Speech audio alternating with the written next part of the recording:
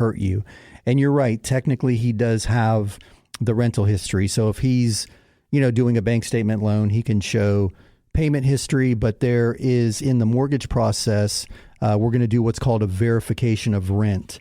And the landlord is going to confirm that you're a tenant of said property and that the rent of said property has been paid on time for, whatever the period of time that you've been in the or if you've made late payments, they're going to disclose that too. It's a standard form that they have to complete as a landlord. So, and hopefully you were paying him with a check so that you can document your payment to him.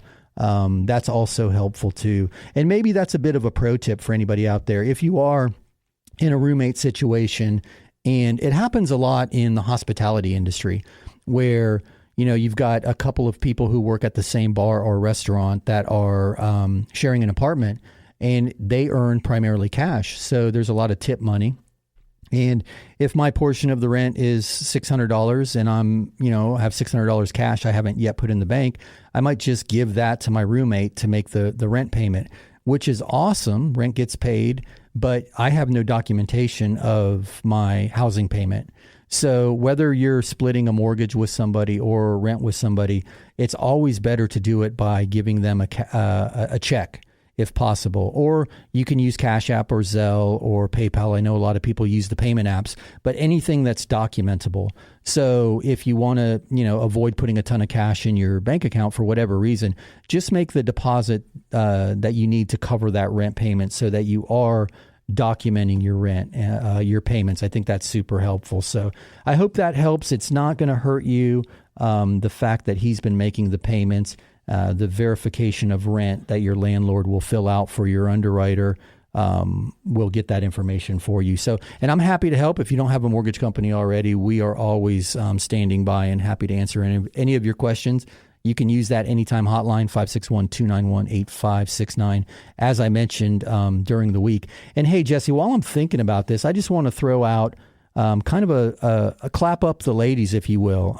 There's a term I hear all the time, giving you your flowers. Even though I'm not giving you flowers, I'm congratulating you. So I saw some interesting data, and you'll remember from the National Women's Week, I think it was, or Women's Day, we actually did a show that week where we called out women in real estate and making purchases. So a friend of mine, Brian Stevens, does the National Real Estate Post daily. And if you guys aren't following Brian, Brian is a rock star.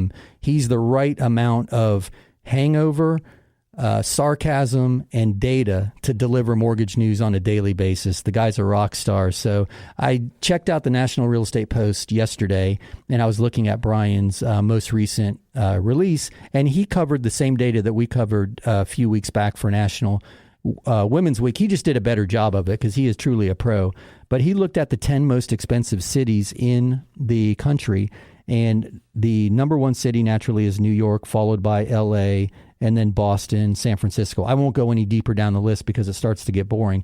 But what I found super interesting was the the monthly payment as a percentage of the income of a woman, single woman versus a single man in New York City. The amount of that income to qualify for a mortgage would be 117% of a woman's income, single woman in New York City, or 88% of a single man's average income. So super interesting that women are, I'm going somewhere with this, so hang in there with me. Women are earning less than men in most categories. In the cheapest cities, the most affordable cities, they're led by Detroit, Oklahoma City, Tulsa, Oklahoma. Now, actually, that's kind of interesting that two are in Oklahoma. But anyway, the monthly payment as a percentage of income for women in the Detroit metro is 11%, and for men is 10%. So closer in the affordable cities as far as income. Here's what's super cool, though. Not super cool that ladies don't earn as much as men, because you certainly should. But you, women, single women in particular, are stepping up and buying real estate. And I find that super interesting. So here's some statistics that are very recent. So 60% of home buyers were married couples. Almost 20% were single females, followed all the way down to a barely 9% were single males and unmarried couples. And then 2% were other. And I'm not sure how to define other, but single males made up barely 9% and single females almost 20%. So sisters are getting it done with less. And that was kind of what we talked about during National Women's Week. I thought it's super cool. So going back to Jessie buying the apartment that her and her boyfriend had been renting, I'm just clapping Jessie up because that's another example of a lady seizing the opportunity to buy some real estate. And to finish out on Brian's report, when he asked the professionals, they said more and more single women have been buying homes, and they suspect it'll continue through the 2020s. And basically, they're taking their future into their own hands. They're not waiting for a man to marry and get the white picket fence. They see the opportunity in owning real estate and building equity. So even in this market, it makes sense to buy real estate because homes are still appreciating and interest rates are still relatively affordable historically. I mean, a rate in the 5s historically is amazing. Coming from the 3s, it's scary. In the 5s historically is an amazing opportunity. And we're going to get into supply and demand and where the demand is coming from and why I don't think this is a real estate bubble. And we'll talk about the kind of the caution spots in the market as we get deeper into the show. But I just wanted to throw that out there, that women, in spite of everything, earning less and appreciation and higher interest rates, are still getting it done in this housing market. So super cool, Jessie. I'm congratulate you on buying your place.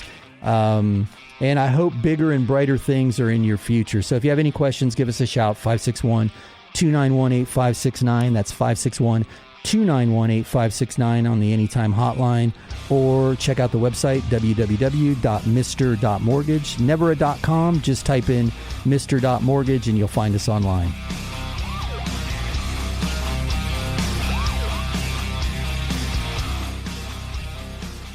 Hey, it's Mark Eitel, host of the Mr. Mortgage Show. You hear me all the time talking about the need to have the very best team representing you in a real estate transaction. And that starts with a really great agent. If you've got a great agent, that's awesome. But if you don't, check out www.reallyGreatAgents.com. There you'll find the best of the best, regardless of the city they work in or the brokerage they work for. www.reallyGreatAgents.com. www.reallyGreatAgents.com. Here's another 5-star review. We started our loan with a different company. They said we were approved, but at the last minute they told us there was a problem. I still don't know what went wrong, but thankfully our real estate agent told us about Mark. I was pretty stressed, but it's the perfect house, so we gave Mark a shot. He got it done. I'm not sure what was different, but I don't really care. We even got a better interest rate and with less money out of pocket than the first guy quoted us. It was a great surprise. Yes, I'm happy to recommend Mark and his Mr. Mortgage team. It's not every day that you need an appraisal, whether it's for a divorce settlement, estate planning, or maybe you're appealing a tax assessment, or you just want to make sure you have adequate coverage in your property insurance. When you need a certified appraisal, turn to my friends at SOFLappraisal.com. That's SOFLappraisal.com. Peter and his team have been appraising properties here in South Florida for decades. SOFLappraisal.com. And tell him you heard this on the Mr. Mortgage Show. Are inflation and everyday expenses eating into your retirement income? Maybe you've considered a reverse mortgage and have unanswered questions like, do I still own my property? Can the bank kick me out? What happens when I die? Can I still leave my house to my kids? These are all great questions. Visit www.moreaboutreverse.com to learn more. That's www.moreaboutreverse.com. www.moreaboutreverse.com.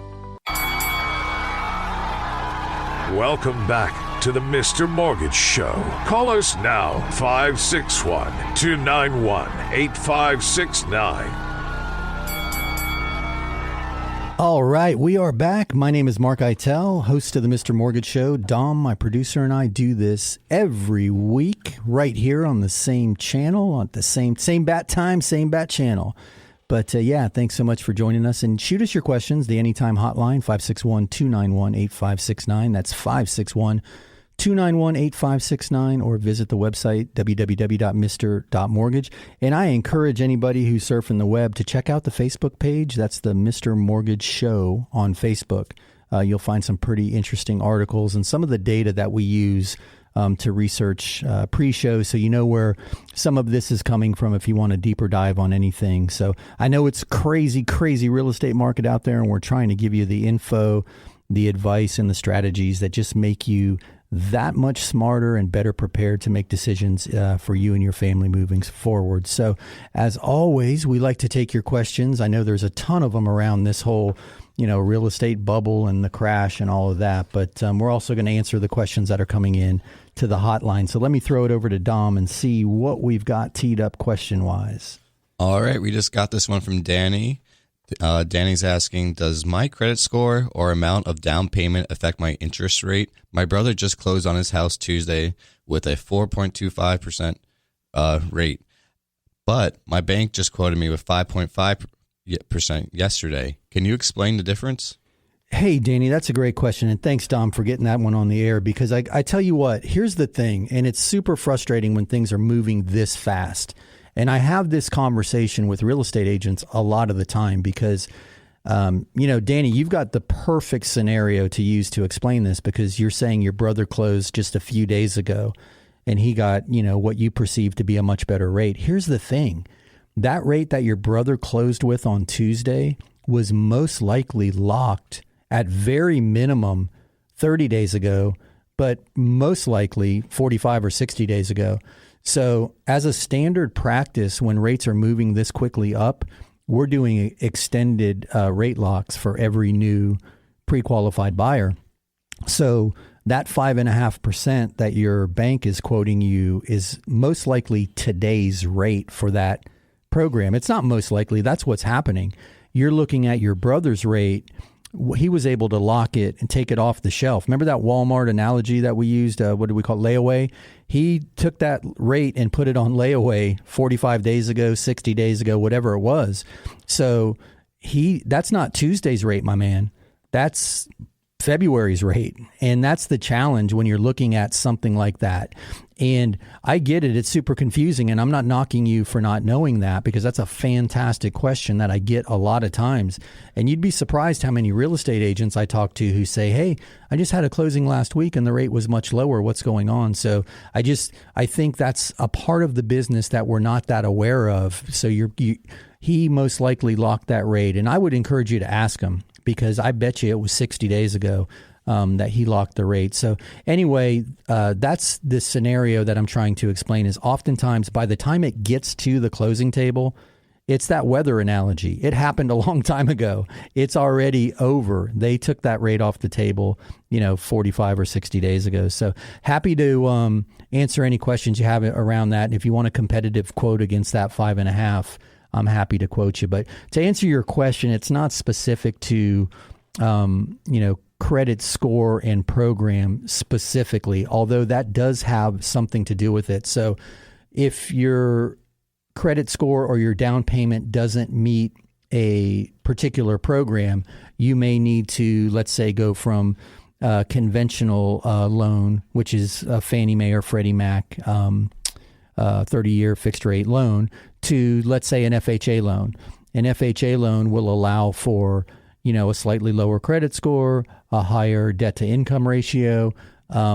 So yes, credit score and down payment could affect your program, but it's not going to make that wild jump in interest rate that you just referred to. What may significantly impact rate is, let's say you're using one of those bank statement loan programs that we talk about all the time. If you're self-employed and you're unable to produce tax returns or, W-2s or pay stubs to support an income necessary to qualify, but you can clearly see by your bank statements that you're running, ample funds through your account. You make the money, you just don't show the money when it comes to tax time. A bank statement loan traditionally has a higher interest rate associated with it because, there's a little more risk on the lender's side of things. So if you're talking about a very different loan program, then there will be some difference in interest rate and down payment requirements. But the way that I understood your question as Dom was sharing it with us, you're talking almost about the same program, the difference only being